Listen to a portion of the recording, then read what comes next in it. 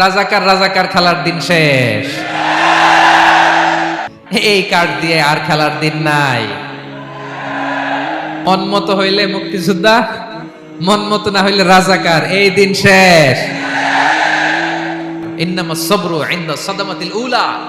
বিপদে আমরা অনেক সময় প্যানিক হয়ে যাই, অস্থির হয়ে যাই, কি করব, হতাশ। না, মুমিনরা হতাশ হয় না, ধৈর্য ধারণ করে। কি করে? কি করে? ধৈর্য ধারণ করার শক্তি দাও গো মেহেরবান আমায়, দাও গো মেহেরবান। পড়েন, ধৈর্য ধারণ করার শক্তি দাও গো মেহেরবান আমায়, দাও গো মেহেরবান। সবাই বলুন একসাথে, ধৈর্য ধারণ করার শক্তি দাও গো মেহেরবান আমায়, দাও গো মেহেরবান। বুকের ভেতর ব্যথার নদী বইছে অবিরাম, বইছে বইছে অবিরাম। পড়ুন, ধৈর্য ধারণ করার শক্তি দাও গো মেহেরবান আমায়, দাও গো মেহেরবান। পড়েন আমিন। আল্লাহ যেন বিপদে আমাদেরকে ধৈর্য ধারণ করার তৌফিক দান করে। প্রিয় ভাইয়েরা, ধৈর্য এটা এমন একটা গাছ যে গাছের সারা গায়ে কাটা, কিন্তু এই গাছের ফলটা বড় সুস্বাদু। আই রিপিট, আমি আবারও বলছি, ধৈর্য এটা এমন একটা গাছ যে গাছের সারা গায়ে কাটা, কিন্তু ফলটা বড় মিষ্টি, ফলটা বড় সুস্বাদু। সবাই ধৈর্য ধারণ করতে পারে। বিষ্ণু ইসলামকে আল্লাহ তাআলা নানা সময় আশ্বস্ত করেছেন, সান্ত্বনা দিয়েছেন, আর ধৈর্যের বাণী শুনিয়েছেন। আল্লাহ বলেন, ফাসবির কামা সাবারা উলুল আজমি মিনার রাসূল। নবী হে, আপনার আগে দৃঢ় প্রত্যয়ী নবীরা যেরকম ধৈর্য ধারণ করেছে, আপনি ধৈর্য ধারণ করুন। সূরাতুল মুজাম্মিল আল্লাহ তাআলা বলছেন, ওয়াসবির আলা মা ইয়াকুলুনা ওয়াহজুরহুম হাজরান জামিলা। ওরা যাই বলুক, আপনি ধৈর্য ধারণ করুন, ওদের কথাকে ইগনোর করুন। Just ignore what they are saying to you. যা বলে আপনি জাস্ট ইগনোর করেন। ওরা বিষ্ণু ঈসা ইসলামের মনোবলকে ভেঙে দেওয়ার জন্য কখনো বিষ্ণু ঈসা ইসলামকে কবি বলে গালি দিত। কবি কি বলতো?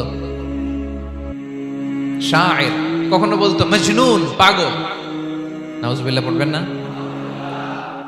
পাগল বলে গালি দিত। মাঝে মাঝে বলতো কাহিন, গণক। মাঝে মাঝে বিষ্ণু ঈসা ইসলামকে তারা বলতো আবতার, লেস কাটা। মুহাম্মদ, তোমার ছেলে নাই, তোমার বংশ নির্বংশ হয়ে গেছে, তোমার নাম নেয়ার মতো কেউ নাই। আহা, কপাল পোড়া। গোটা বিশ্বব্যাপী বিষ্ণু ঈসা ইসলামের সুনাম সুখ্যাতি ছড়িয়ে দিয়েছে কে? আকাশ বাতাস মাড়িয়ে, সাতাকাশ ছাড়িয়ে আল্লাহর আরশ পর্যন্ত আল্লাহ তাআলা বিষ্ণুবীর সুনাম সুখ্যাতিকে সৌচ্চ করেছেন। ঠিক কিনা বলেন? ইগনোর করুন। আপনাকে কবি বলে, গণক বলে, আপনাকে পাগল বলে, আপনাকে লেসকাটা বলে, জাস্ট ইগনোর দেন। বর্তমান সময়েও নানা ধরনের ট্যাগ আমাদেরকেও দেয় কি দেয় না বলেন? দেয়।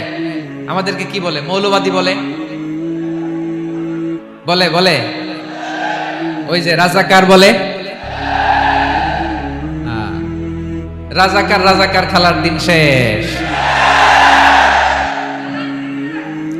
মন মতো হইলে মুক্তিযোদ্ধা, মন মতো না হইলে রাজাকার, এই দিন শেষ। ওই দিন আর নাই। এই কার্ড দিয়ে আর খেলার দিন নাই। এগুলো মানুষ আর খায় না এখন, এগুলো গিলে না আর। সাধারণ মানুষ বড্ড সচেতন। দেখেন, কালের বিবর্তনে, সময়ের আবর্তনে একই পরিক্রমা আমাদেরকেও ট্যাগিং করে। আমাদেরকে মৌলবাদী বলে, ব্যাকডেটেড বলে, রাজাকার বলে, জঙ্গি বলে, যুদ্ধাপরাধী বলে। আছে না এরকম? ওয়াসবির আলা মা ইয়াকুলুন, নিজের সাথে মিলায় নেন। যা বলে ধৈর্য ধারণ করো। ওয়াহজুরহুম হাজরান জামিলা, জাস্ট ইগনোর দেন, ভালোভাবে ইগনোর করেন, খালাস, সালাম দিয়ে কেটে পড়েন। তাহলে প্রিয় ভাইরা, এই বিপদ আপদ আমাদের পিছু ছাড়বে না, পিছু ছাড়বে না। নবীদের পিছু ছাড়ে নাই, আমরা কোথায়? আমরা আর কি? বিপদ আমাদেরকে ধৈর্য ধারণ করতে হবে, মনোবল হারাইলে হবে না। দেখেন বিশ্বনবী কিভাবে আপনাদেরকে সান্ত্বনা দেয়। বিশ্বনবী বলেন, আজাবান লি আমরিল মুমিন, মুমিনের ব্যাপারটা বড় আশ্চর্যজনক। ফাইন্না আমরাহু কুল্লাহু লাহু খাইর, মুমিনের জীবনে যা ঘটে সবটাই খাইর, সবটাই কল্যাণ। ইন আসাবাতহু সাররাউ শাকারা ফাকানা খাইরাল্লাহ, ওয়া ইন আসাবাতহু দাররাউ সাবারা ফাকানা খায়রান লাহ। মুমিনের জীবনে যদি সুখ আসে তাহলে মুমিন শুকরগুজার হয়, এটা তার জন্য ভালো। আর যদি মুমিন জীবনে দুঃখ আসে তাহলে সে সবর ইখতিয়ার করে, এটাও তার জন্য ভালো। সুবহানাল্লাহ। তাহলে দেখেন, আমরা হয় সুখে থাকি নয় দুঃখে থাকি, ঠিক কিনা বলেন? তাহলে সুখের সময় আমরা শুকর করি, কি করি? শুকরগুজার হই। শুকরিয়া করাও একটা ইবাদত, শুকরিয়া করাও কি? আর দুঃখের সময় আমরা সবর করি, সবর করাটাও একটা। তাহলে আমাদের পুরো জীবনটাই ইবাদত, পুরো জীবনটাই সুখের সময় শুকর আর দুঃখের সময় সবর। আওয়াজ করে বলেন, সুখের সময় শুকর আর দুঃখের সময়। এই দুই ইবাদত মুমিন জীবনে চলমান, কন্টিনিউয়াস, একটা উইন উইন সিচুয়েশন। কি বলেন? উইন উইন হয়ে গেল না? যেই পরিস্থিতিতেই থাকে আমাদের জন্য লাভ। আল্লাহু আকবার। তাহলে প্রিয় ভাইরা, এটাই জীবনের বাস্তবতা। সবর আমাদেরকে ইখতিয়ার করতে হবে, হতাশ হওয়া যাবে না। অনেকে আমরা অল্পতে হতাশ হই। এই যে আমরা ধৈর্য ধারণ করছি, এর ফল পাচ্ছি না? দীর্ঘ 1.5 যুগ 1.5 দশক ধরে ধৈর্য ধারণ করছেন না আপনারা? এখন মুক্তি, স্বাধীনতা, বিজয় এনে দিয়েছে কে? ধৈর্য ধারণ করুন। ধৈর্যের যে ফলাফল, এটা বড় মিষ্টি। ধৈর্য এমন একটা গাছ, এই গাছের সারা গায়ে কাটা, কিন্তু এর ফলটা বড় সুস্বাদু, এর ফলটা বড় মিষ্টি। ধৈর্য ধারণ করার অভ্যাস করতে হবে প্রিয় ভাইরা। মুমিন হতাশ হয় না, হাল ছেড়ে দেয় না। মুমিন ভরসা রাখে একজনের উপর, তিনি কে? লা তাইয়াসু মির রাউহিল্লাহ, ইন্নাহু লা ইয়াইয়াসু মির রাউহিল্লাহি ইল্লাল কওমুল কাফিরুন। আল্লাহর রহ থেকে, রহম থেকে নিরাশ হয়ে যাও। কাফির ছাড়া, অকৃতজ্ঞ ছাড়া কেউ আল্লাহর রহ থেকে, আশা থেকে নিরাশ হয় না। শয়তানের সবচেয়ে বড় মিশন হলো আমাদেরকে হতাশ বানানো। এটা খেয়াল রাখবেন। শয়তানের সবচাইতে বড় মিশন কি? আমাদেরকে হতাশ করে দেয়া। হতাশ বানাইতে পারলে সে সাকসেসফুল, খুশি। কিন্তু আমরা এত সহজে হতাশ হই না, আমরা নিরাশ হই না, আমরা বিপদে হাল ছেড়ে দেই না। আমরা ভরসা রাখি এক মহান সত্তার উপর, তিনি কে? মনে থাকবে, বিপদ আসলে ভেঙে পড়বেন, ভিসা না হইলে কান্নাকাটি শুরু করবেন, ব্যবসায় লস হইলে হাউমাউ, হ্যাঁ, দেশ থেকে কোনো দুঃসংবাদ আসলে হতাশ হবেন, ভেঙে পড়বেন। ধৈর্য ধারণ করব আমরা। আওয়াজ করে বলেন, আমরা কি করব? সবর। বিপদ ট্যাকেল দেওয়ার প্রথম স্টেপ হচ্ছে সবর। ধৈর্য ধারণ করতে হবে। অবশ্যই সাবিরিন, ধৈর্যশীলদেরকে সুসংবাদ দাও। বিপদ থেকে বাঁচার দ্বিতীয় স্টেপ হচ্ছে এই বিপদ থেকে উত্তরণের চেষ্টা করতে হবে। কন্টিনিউয়াস প্রচেষ্টা চালিয়ে যেতে হবে। ওয়াল্লাযীনা জাহাদু ফিনা লানাহদিয়ান্নাহুম সুবুলানা। যারা আমার রাস্তায় চেষ্টা করে, প্রচেষ্টা করে, স্ট্রাগল করে, তাদেরকে আমি পথ দেখিয়ে দেই, সুবুল দেখিয়ে দেই, ওয়ে আউট দেখায় দেই, এক্সিট দেখায় দেই। কোথাও আটকাবেন না আপনি, আপনাকে এক্সিট দেখাই দিবে কে? মালয়েশিয়াতে কেলুয়ার বলে না? কেলুয়ার কি বলে চিনেন? কেলুয়ার মানে কি? এক্সিট।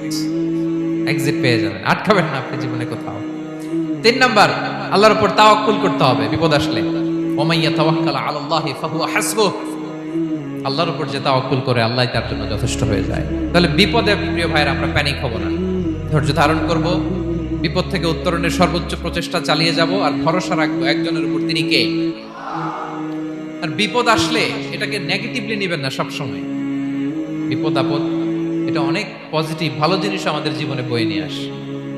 শাইখুল ইসলাম ইবনু তাইমিয়া আলাইহি রাহমা, উনি বলতেন, খুব দামি কথা, খুব হেভি ওয়েট কথা, মনোযোগ দিয়ে শুনুন। তিনি বলতেন, যে নেয়ামত তোমাকে আল্লাহ থেকে দূরে সরায়, ওই নেয়ামতের চেয়ে বিপদ ভালো, যে বিপদ তোমাকে আল্লাহর দিকে ধাবিত করে।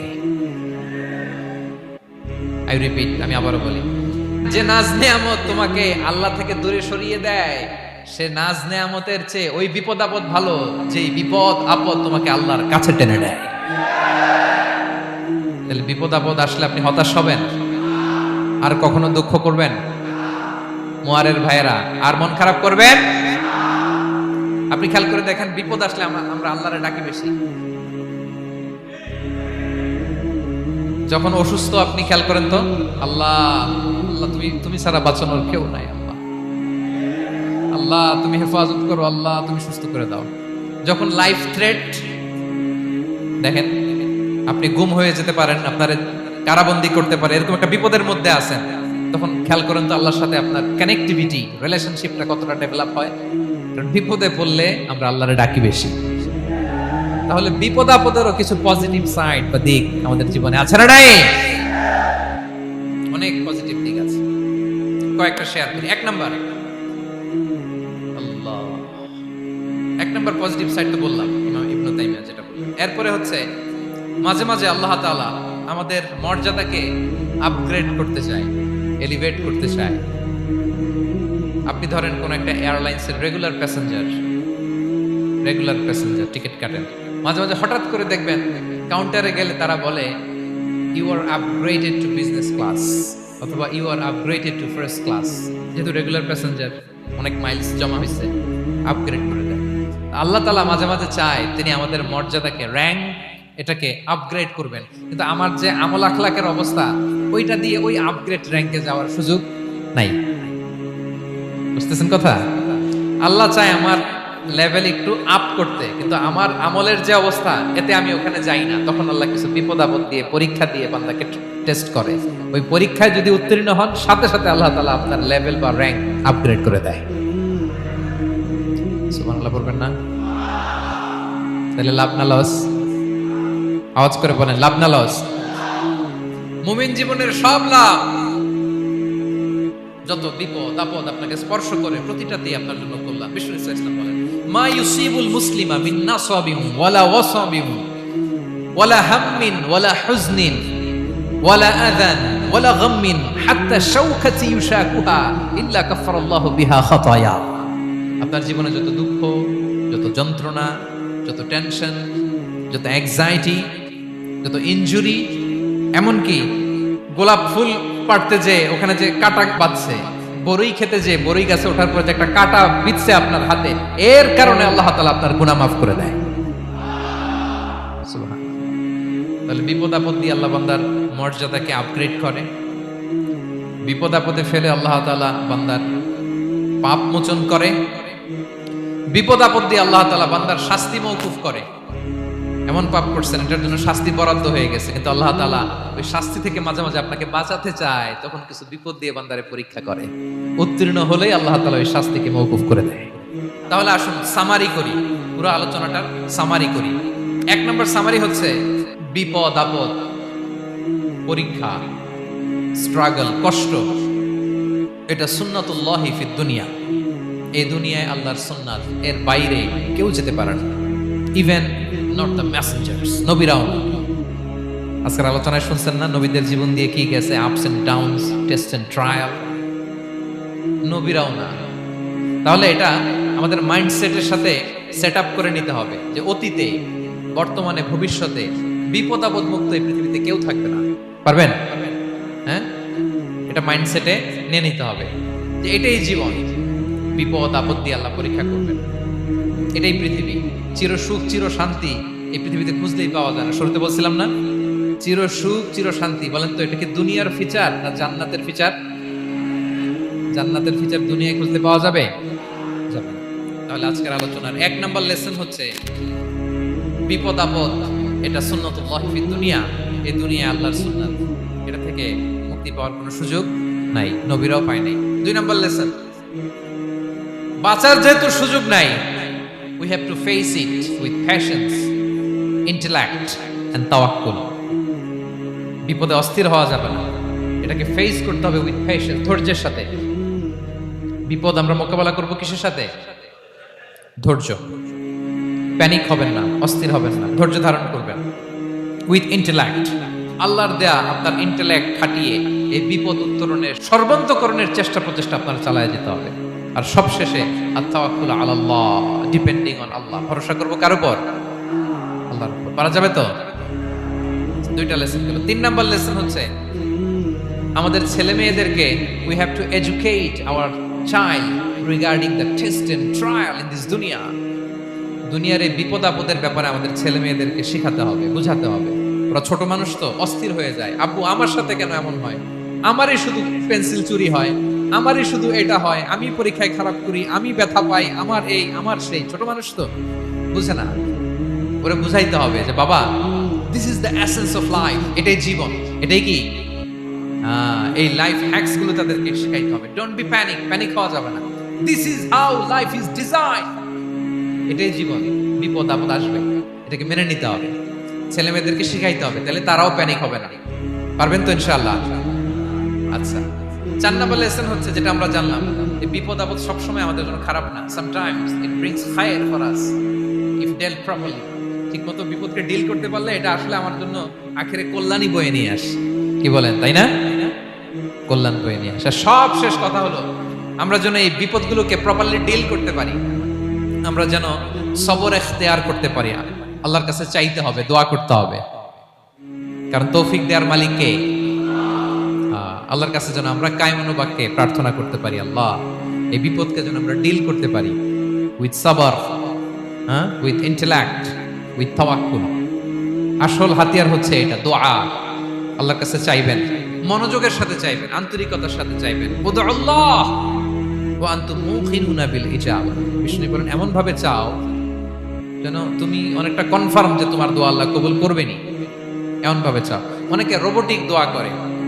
রোবোটিক দোয়া মানে দোয়ার মধ্যে প্রাণ নাই, ধ্যান নাই, মন নাই, আগ্রহ নাই, ভালোবাসা নাই, ওই দোয়া আল্লাহ কবুল করে না। মনোযোগ দিয়ে চাইতে হবে চাওয়ার মতো, তাহলে আল্লাহ তাআলার পক্ষ থেকে তৌফিক পাওয়া যাবে। পারা যাবে তো ইনশাআল্লাহ? আল্লাহ তাআলা আমাদের সবাইকে বিপদে আপদে ধৈর্য ধারণ করার তৌফিক দান করুন। নবীরা তাদের জীবনে যেভাবে স্ট্রাগল, আপস এন্ড ডাউনস, বিপদগুলোকে, টেস্ট এন্ড ট্রায়ালগুলোকে ডিল করেছে, আমরা যেন সেভাবে ডিল করতে পারি। আল্লাহ তৌফিক দান করুন। আল্লাহ তাআলা আমাদের সবাইকে কথাগুলো বোঝা আর আমল করার তৌফিক দান করুন।